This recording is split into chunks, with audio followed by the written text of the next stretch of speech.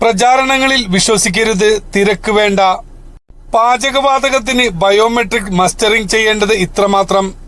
തട്ടിപ്പുകൾ തടയുന്നതിന്റെ ഭാഗമായി പാചകവാതക കണക്ഷൻ നിലനിർത്താൻ ബയോമെട്രിക് മസ്റ്ററിംഗ് നടപ്പാക്കിയതോടെ ഏജൻസി ഓഫീസുകളിൽ തിരക്ക് വർദ്ധിച്ചിരിക്കുകയാണ്. മസ്റ്ററിംഗ് നടത്തേണ്ട അവസാന തീയതി പ്രഖ്യാപിച്ചിട്ടില്ലെങ്കിലും സാമൂഹിക മാധ്യമങ്ങളിലൂടെ നടക്കുന്ന പ്രചരണം മൂലം ഒട്ടേറെ ഉപഭോക്താക്കളാണ് മസ്റ്ററിംഗിനായി ഏജൻസികളിൽ എത്തുന്നത്. ഉടൻ തന്നെ മസ്റ്ററിംഗ് നടത്തിയില്ലെങ്കിൽ പാചകവാതക സിലിണ്ടർ ലഭിക്കില്ല എന്ന തരത്തിലാണ് പ്രചാരണം. മരിച്ചവരുടെ പേരിലുള്ള സിലിണ്ടറുകൾ മറ്റുള്ളവർ ഉപയോഗിക്കുന്നതായി കണ്ടെത്തിയ സാഹചര്യത്തിലാണ് മസ്റ്ററിംഗ് നിർബന്ധമാക്കുന്നത്.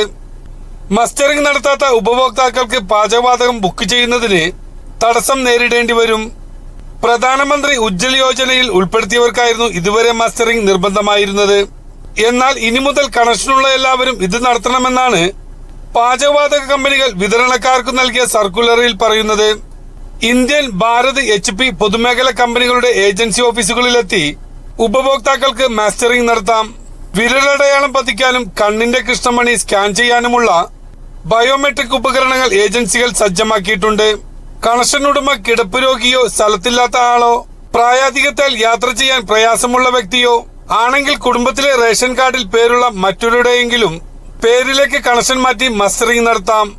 ഇതിനായി ആധാർ കാർഡ്, പാചകവാതക കണക്ഷൻ ബുക്ക്, റേഷൻ കാർഡ് എന്നിവയുമായി ഏജൻസി ഓഫീസിലെത്താം.